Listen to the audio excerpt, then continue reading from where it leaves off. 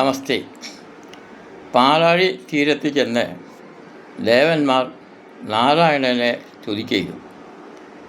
സ്തുതിയെ കേട്ട നാരായണൻ ദേവന്മാരുടെ മുൻപിൽ പ്രത്യക്ഷപ്പെട്ടു. എന്തിനാണ് എന്നെ വിളിച്ചത്? നാരായണന് മുൻപിൽ അവരുടെ സങ്കടങ്ങളും ഭയപ്പാടിനുണ്ടായ കാരണങ്ങളും വിശദമായി പറഞ്ഞു. ശൂർപ്പകൻ്റെ വിരൽ കൊണ്ട് തൊടുന്നവർ അപ്പോൾ തന്നെ മരിക്കുമെന്ന് പരമശിവനിൽ നിന്ന് വരം മേടിക്കയാൽ അവൻ എല്ലാവരെയും ഭസ്മമാക്കും എന്ന് ഭയപ്പെടുന്നു. അവനിൽ നിന്നും രക്ഷ നേടാൻ അങ്ങ് സഹായിക്കണമെന്ന് അപേക്ഷിക്കാനാണ് ഞങ്ങൾ വന്നത്. ഇത് കേട്ട നാരായണൻ ഇപ്രകാരം പറഞ്ഞു: ഇങ്ങനെയുള്ള വരം ഉള്ള ഇവനെ ഞാൻ എങ്ങനെയാണ് വധിക്കുക? ദുഷ്ടന്മാർക്ക് ഇതുപോലുള്ള വരം കൊടുക്കാമോ?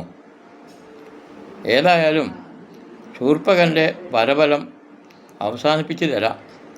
നിങ്ങൾ സമാധാനമായി പോയി വസിച്ചോളി. അങ്ങനെ സമാധാനമായി പോയി അവരോട് താമസിച്ചോളാൻ പറഞ്ഞ് അവരെ പറഞ്ഞയച്ചു. ശൂർപ്പകനെ വധിക്കുന്നതിന് വേണ്ടി ഒരു നല്ല സ്ത്രീ വേഷം ധരിച്ച് അവൻ താമസിക്കുന്ന കാനനത്തിലേക്ക് പോയി. കാനനത്തിൽ ചെന്ന് നല്ല രാഗത്തിൽ പാട്ടും തുടങ്ങി. പാട്ടു കേട്ട ശൂർപ്പകൻ ആശ്ചര്യപ്പെട്ടു.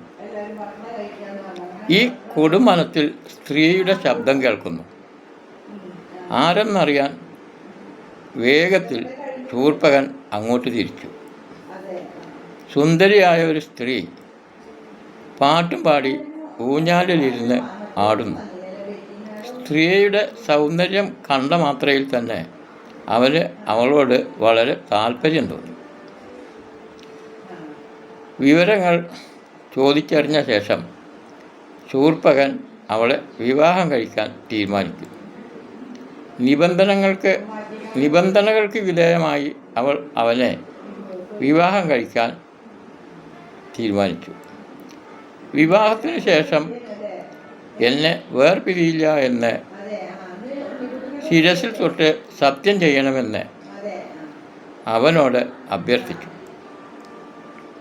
സ്വഭാവത്തിലും സൗന്ദര്യത്തിലും മതിമറന്ന ശൂർപ്പകൻ അവളുടെ ഇംഗിതമനുസരിച്ച് ശിരസിൽ തൊട്ട് സത്യം ചെയ്തു.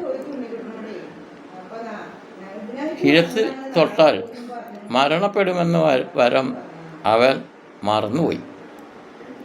അവളെ വിവാഹം ചെയ്യുകയും കൂടെ കഴിയുകയും ചെയ്യാനുള്ള അതിമോഹത്താൽ സത്യവാചകം ചൊല്ലി ശിരസിൽ തൊട്ട് സത്യം ചെയ്തു.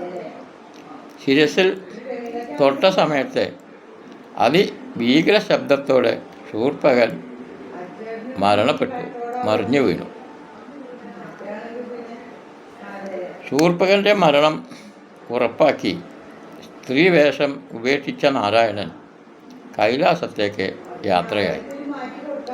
ശൂർപ്പകൻ മരണപ്പെട്ട വിവരം ത്രിലോകവാസികളും അറിയാൻ ഇടയായി. ശേഷം അടുത്ത ഭാഗം പിന്നീട്.